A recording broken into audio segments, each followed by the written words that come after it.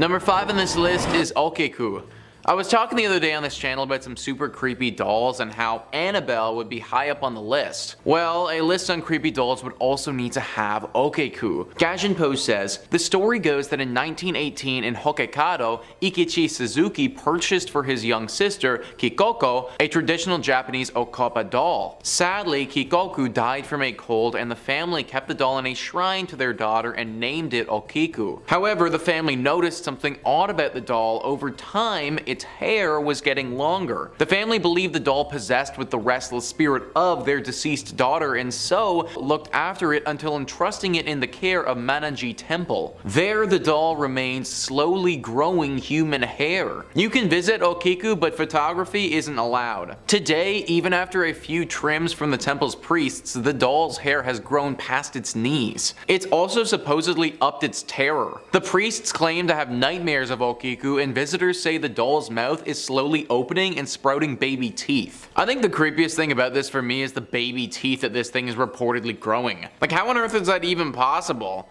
Actually, I'll answer that for you. It isn't. This completely defies all logic and goes against everything that we understand about life and growth. It sounds to me like this thing is slowly but surely coming alive and becoming a hybrid between a human being and a doll. I also really don't like the idea that the priests who are around this thing have nightmares about it. For all we know, these nightmares aren't even dreams at all, but they're real. Maybe this thing gets up in the night, moves around, and they just think that they're having a nightmare, but really it's real life. As far as I'm concerned, this doll needs to be destroyed as soon as possible. Everything about it screams unnatural and creepy, and I doubt that anyone would be surprised if, in a few years, this thing decided to become alive and start pulling a Chucky and just going on a total killing spree. Number 4 on this list is Akamanto. If you think the trip to the bathroom after Taco Bell is bad, then clearly you've never had to deal with Akamanto. Gajinpo says, Akamanto meets victims when they're most vulnerable. On the toilet. He wears a white mask and a long red cape. There are many variations to the legend. He holds red and blue toilet paper in some stories, but he's only in his cape in others. However, he always asks the victim to choose a color, red or blue. It doesn't matter what you answer because Akamanto kills you regardless. Choosing red rewards you with a stabbing, spilling your blood all over the stall. If you answer blue, Akamanto either suffocates you or sucks out your blood, leaving you blue-faced and dead on the floor. So your best bet is to either ignore the fiend or run away. Akamanto's origins are a mystery but are likely inspired by the Japanese school toilets where the grisly murders occur. In Japan, every English teacher can attest to being in an eerily large yet empty school with a bathroom furthest away from the others, old and unkept. Moreover, who wants to answer questions while trying to take a number 2? This is honestly the worst demon I think I've ever heard of, guys. Like, literally, screw you, Akamanto. It's been a long, tiring day so far. I'm exhausted. I just need to take a tiny break to go and take a poo, and yet here you are trying to kill me. Taking a dump is supposed to be relaxing, freeing experience. For a few minutes, I get to be transported away from where I am and just chill. Ruining that tiny time period that we get in the day to ourselves is pretty freaking lousy. Most of the time, I recommend running away from demons or outsmarting them. But I don't know, guys. I think with this dude, I'd be so pissed off that my poo's getting interrupted, I might just have to throw hands. If I died defending toilet time, then you know what? At least I know I died valiantly. Number 3 on this list is Maruka Castle. Maruka Castle is a beautiful Japanese castle. Problem is that the weather is not nearly as nice. In fact, it's almost always raining at this castle. Rarely a few hours ever go by without rain coming down a little bit at this place. Well, believe it or not, this isn't just some fluke of nature.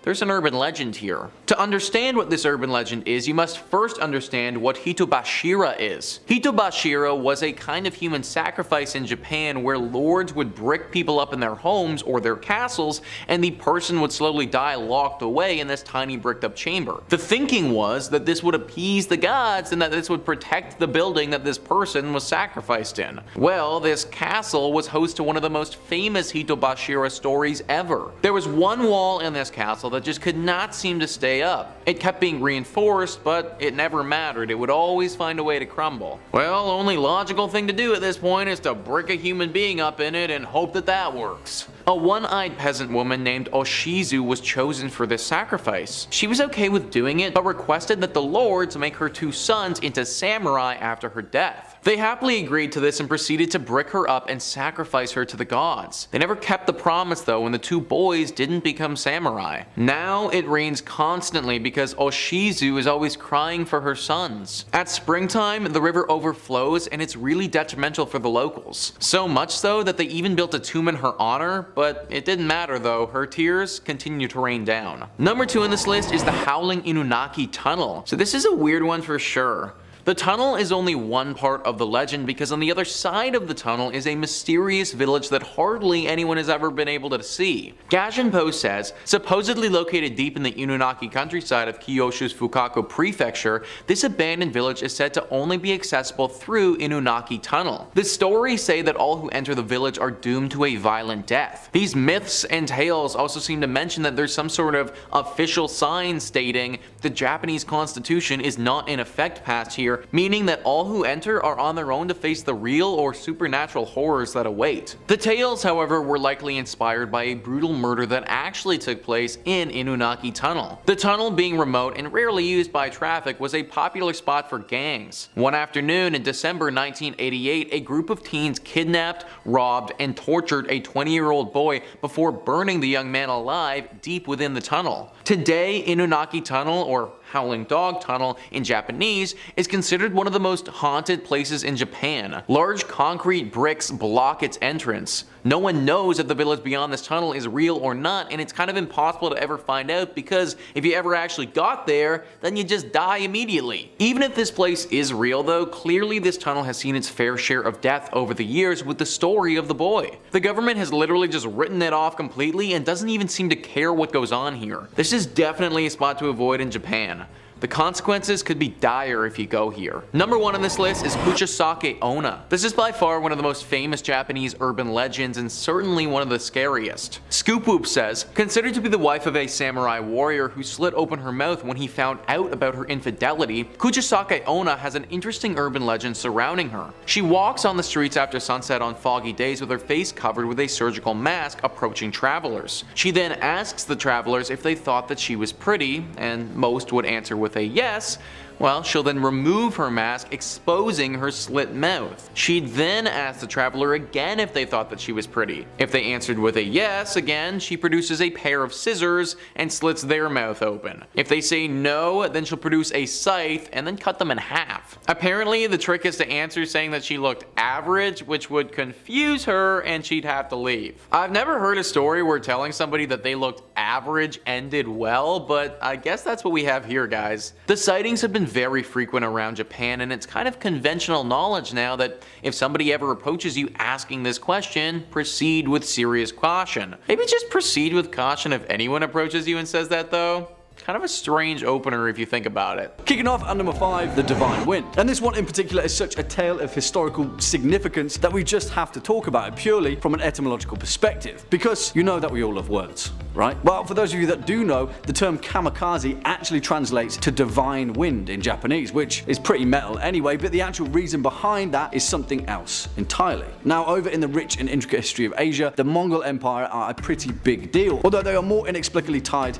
to the ancient kingdom of China than ancient Japan. However, that is not to say that the Japanese didn't have their own Mongol horde to face down. It's just, well, something incredibly interesting happened, and not only once, but twice. Let me explain. In 1274, Kublai Khan of the Mongol Empire sent a massive navy to conquer Japan with an estimated 30,000 to 40,000 men made up of Chinese and Korean warriors, as well as the highly feared Mongol troops. The navy set off in the autumn of that year, harrying the northern coastal islands of Kyushu. However, once the main fleet arrived and began to anchor in Hataka Bay, as the legend goes, a force of nature struck. A divine wind, a huge typhoon, emerged from the depths of the ocean, sinking a third of the Mongol fleet and sending the rest of them home. It was certainly a force of nature, and it saved the Japanese ultimately from ruin. But the same thing happened again, to everyone's divine amazement. Not happy with his failure, Kublai Khan sent a second fleet several years later in 1281, comprised of over 4,500 vessels and some 140,000 men. Again, sailing in August, the fleet made the once familiar voyage toward Japan, and again, this This time, the divine wind struck once more. I mean, obviously there is a pinch of salt needed to this, as is the formation of a Japanese legend, but the symbology alone is startling. Again, the fleet was devastated by a far more powerful typhoon than the last, and over half of the evading force was cast into the bay, perishing in the violent waters of the Pacific. The divine wind, which once again, as the legend tells it, saved Japan from the Mongol Empire. However, there is a caveat to this story. During their time preparing for the second Mongol invasion, a 20-kilometer wall was ordered to be constructed as a means of defense. Despite holding off the Mongol Empire down to the divine act of the wind, the construction of this wall absolutely crippled the kingdom economically, ultimately leading to the shogunate's downfall.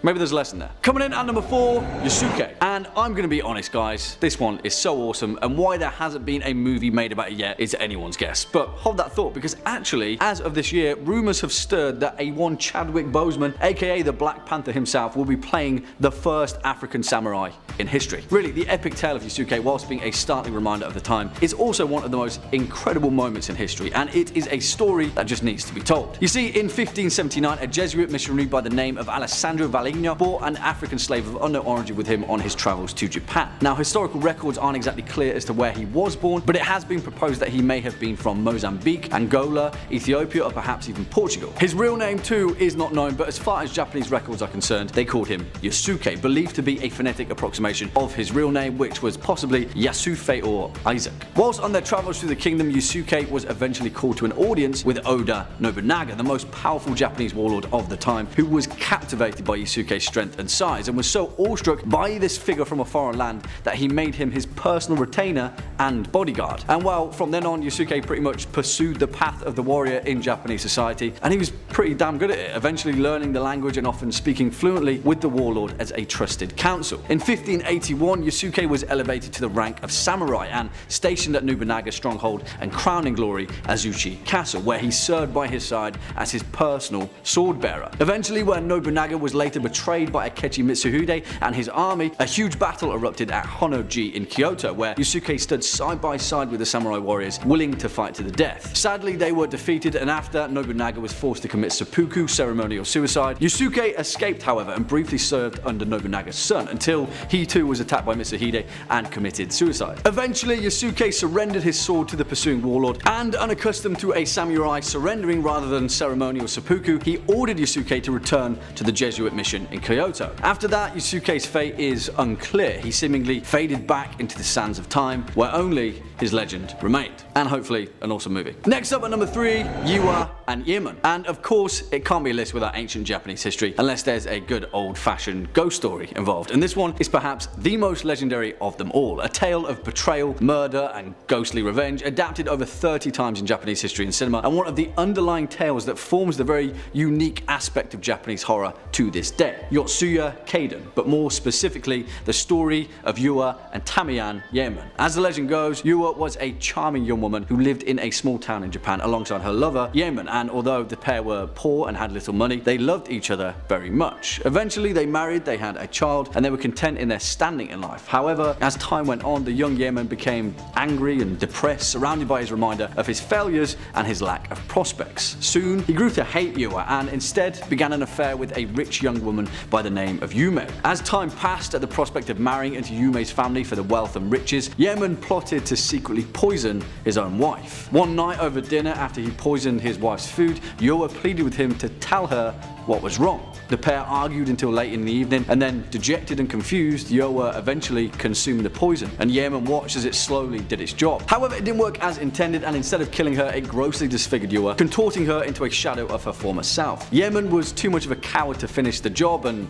Yua lived in pain and torment. And then, one evening, after taking his wife for a walk, he pushed her off a cliff when he realized that no one was around to notice. In public, he played the part of the victim, spending all of his money on a marital and pious funeral, knowing that his money troubles would soon be a thing of the past. While eventually on his wedding day to the wealthy Yume, when Yemen lifted the veil of his new bride, instead he saw his ex-wife's contorted and twisted face poisoned by his own hand. It screamed betrayal at him, and in a panic, Yemen drew his sword and swung at the ghostly apparition. And then a severed head collapsed and rolled across the floor of the wedding ceremony, but it wasn't his ghostly ex-wife's head, but instead the head of his new bride. Coming in at number 2, The Standing Death of Benke. Wait, come on, you know what I'm going to say, right? That's a pretty awesome title for a death metal album. Just saying, guys, another one to add to the pile. But really, the unbelievable tale of the standing death of Benke is just as awesome as it sounds. Between 1180 and 1185, a series of bloodthirsty and complex battles were fought in Japan, a period of history known as the Genpei War. Now, during this time, many lives were lost, but a legendary hero of Japanese folklore emerged. Minamoto no Yoshitsune,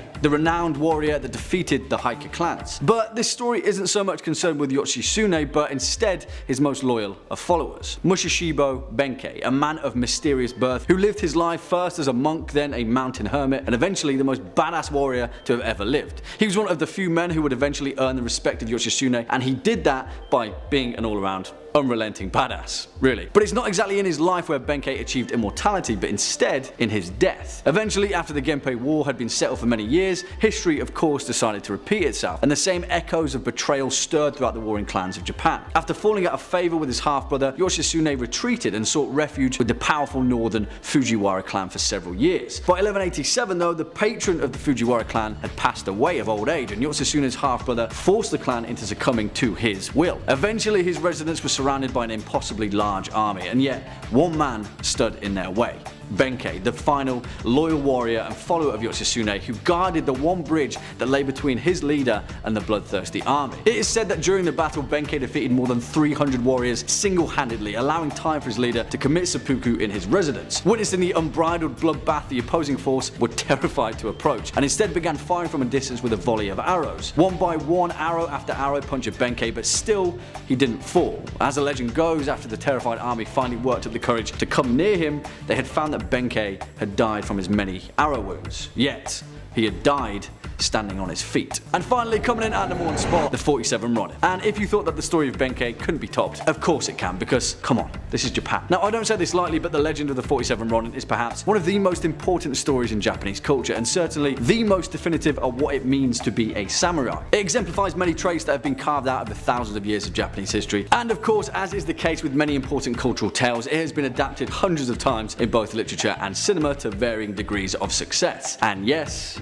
I'm looking at you, Keanu Reeves. In the year 1701, the daimyo of the Eiko domain, which was a sort of warlord, was a warrior named Asano Naganori, a legendary samurai who inspired his host of loyal samurais for many years, leading a group of over 300 men, all of them formidable warriors in ancient Japan. Now, during one trip to Edo, which is now Tokyo, Asano butted heads with a particularly corrupt and generally unlikable protocol master, a man named Kira Yoshinaka, who was accustomed to making people bend over backwards for him, despite the cultural importance of hospitality in Japan. You see, this kind of stuff just didn't fly with Asano, and after putting up with insult after insult, he finally drew his sword on Kira, wounding him in the process. Of course, in the capital though, this was very much a crime, and one that was punishable by death. As a man of honor, Asano accepted his punishment and was ordered to commit seppuku as fit with his standing as a samurai. His clan of 300 men were disbanded, and Asano Naganori's estate was stripped of all holdings. But although the majority of his men would go off to wander the countryside masterless, a group of them couldn't accept this beseechment of honor. 47 of them, to be precise, the 47 Ronin, masterless samurai who would go on to plot their revenge for over 2 years, relentlessly training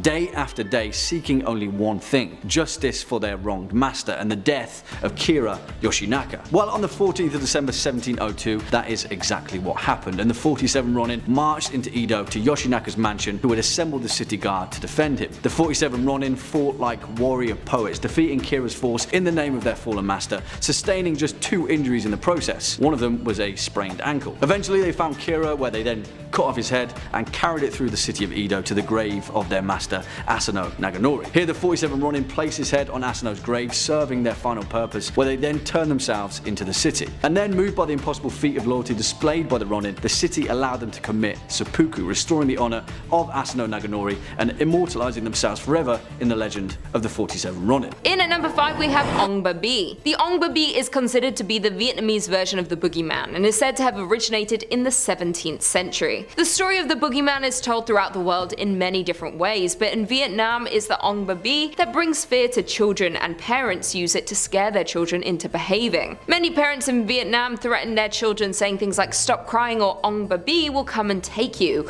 or "eat your broccoli or I'll call Ong B." The boogeyman in general doesn't have any specific appearance, and conceptions vary drastically by household and culture. But the Ong B is described as an old, rugged man carrying 3 sacks, has 12 eyes, and he likes to kidnap naughty children using and putting them into his sack. When looking at the personality traits of the boogeyman, they are divided into 3 categories. One being the kind that punishes misbehaved children, the kind that are more prone to violence, and the kind that protect the innocent. They all relate in the same way, being that they all exist to teach young children lessons. And that's why the boogeyman is directly related to Ong B, because they are both there to frighten children with punishment and to steal them at night and sometimes even eat them. The Ong B only ever comes at night and only kidnaps the children who are misbehaving and not listening to their parents. This so-called mythical creature is said to be invented by parents in order to scare children when they are disobedient and scaring them into having good behavior. Another account says that it was invented based on events happening in the 17th century when starvation ran rapid through Vietnam, and it drove many people into kidnapping children to sell for food, and the Ong B is based on those events. Whichever the case, many know these tales regardless of where you're from, and the story of Ong B is told by parents to children to this day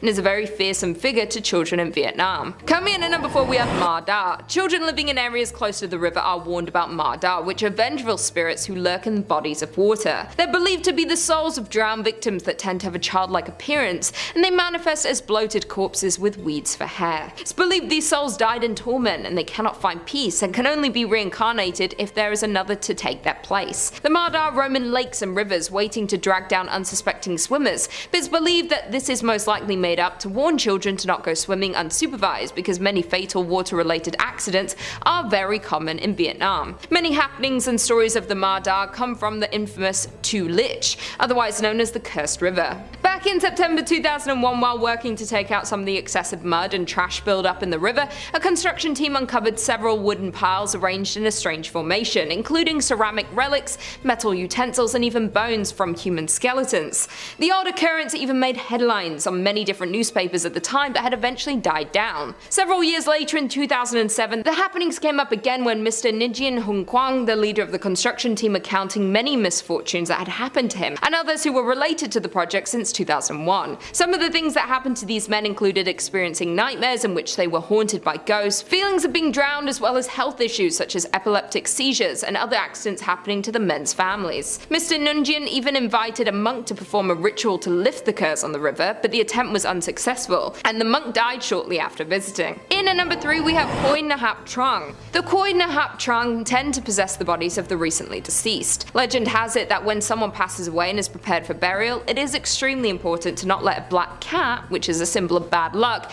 leap over the coffin. If that does happen, then the body of the deceased will be infested by evil spirits, which then turns into Koh Nahap Trung and chases the living. Other stories claim Koh Nahap Trung are spirits of the dead who prey on the frail, dying people seeking to consume their souls and steal their bodies so they can indulge in earthly pleasures. Older victims are much easier to manipulate and possess, and they are close enough to death even when they do end up passing away. The Koh Nahap Trung stays in their bodies and can live on in that body, enjoy their life on earth. When it inhabits the elderly, they seem to appear reinvigorated but also start to act strangely. Some of the weird things these revived humans do are they ask for lots of food, and very specific foods to feed on, like raw blood and even living animals. These odd behaviors are mistaken for signs of recovery, which why Koh Nahap Trung can live among the living normally for a few days or even weeks before people start noticing the strange behavior. Obviously this person is already dead and their body is taken over and possessed by this demon, and the only way for the Koh Nahap Trung to exit the body is by an exorcism,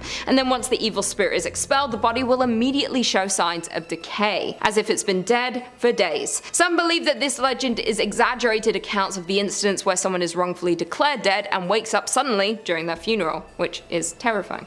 In at number 2, Manley. Manley is said to be one of the most terrifying creatures in the Vietnamese folklore. By daytime they are said to walk among us disguised as women, usually looking young, very beautiful, and often appearing tired.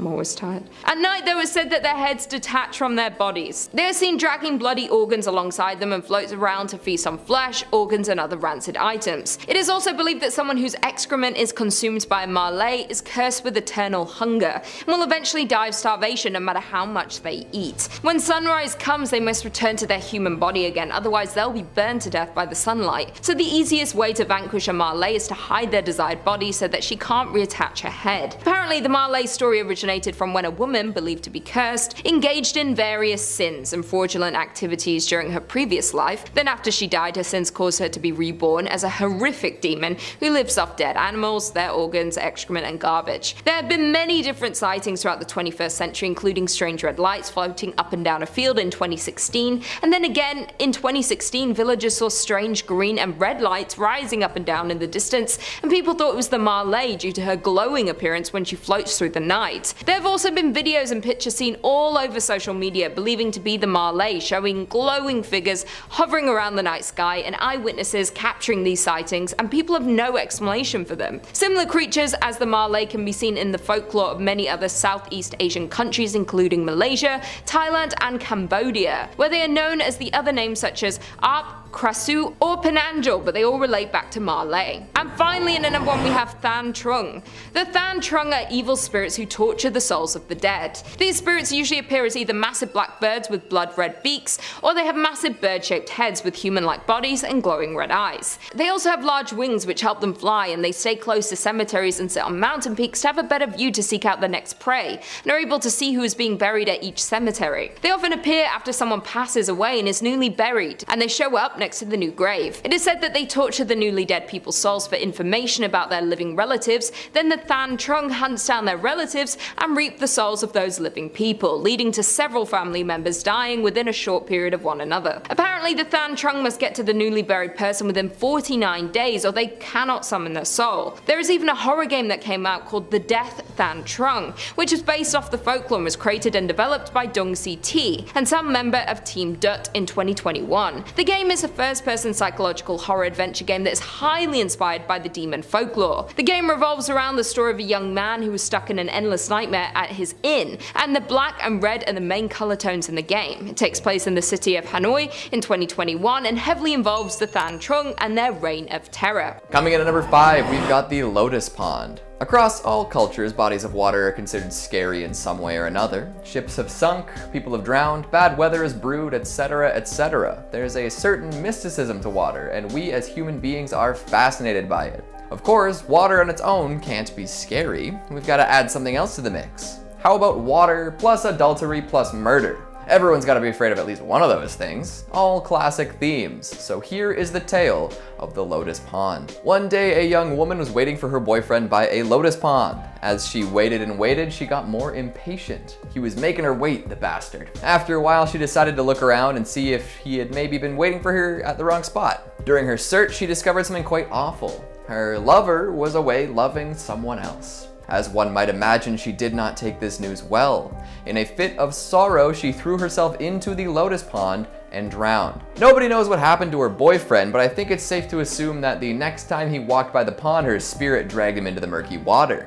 These days, it's said that if a couple plans to meet by the Lotus Pond, they'd better be very careful. The ghost of the girl will call out to any boy nearby, and if he even so much as looks towards the water, he'll be drowned. And that's what you get for even looking, you dirty dog. Now, the Lotus Pond has such a bad reputation that many folks refuse to go near it. And if you do decide that it would be a great spot for a picnic, you'd better bring your horse blinders. If you hear a girl calling out near this pond, don't respond, don't look, hell, don't even turn towards the sounds, unless you really, really like chilling below the water. Coming in at number 4, we've got the Poor Maid. Who's ready for some more adulterous urban legends? So this one's a little more macabre than the jilted pond dweller.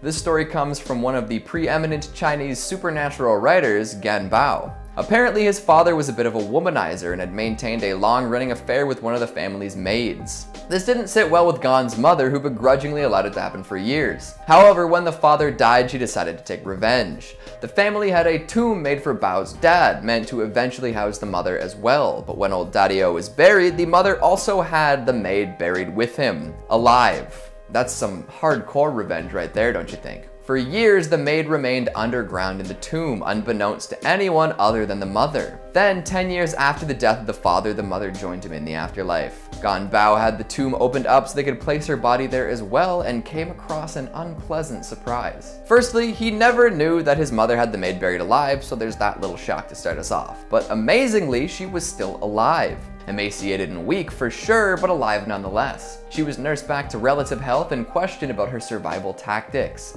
Had she been crawling out for sustenance and then returning to the tomb out of some self-flagellating guilt?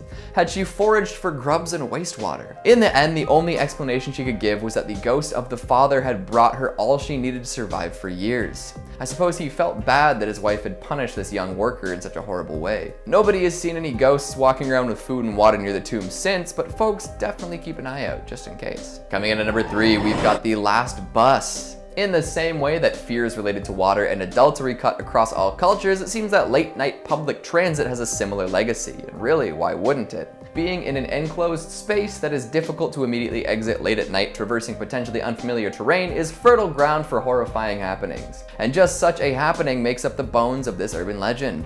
In the mid-90s, a bus was heading to Beijing's fragrant hills. As it trucked along, 2 men attempted to flag it down. This was odd, considering that they were not at a bus stop, but the driver was feeling generous that day. Turns out there were 3 men, 2 of which wore traditional ancient robes, and 1 more who was being held up by the other 2. As the bus rolled along, it slowly emptied until there were only 2 passengers left, not counting the 3 latecomers. A young man and an old woman both sat there, looking at these pale passengers. Suddenly, the old woman accused the young man of stealing her wallet and demanded that the bus driver let them off so they could take this matter to the police. When they got off, the man was furious. Not only had she falsely accused him of committing a crime, she had also had them get off in the middle of nowhere. Not even a police station was nearby. However, she had a good reason to cry wolf.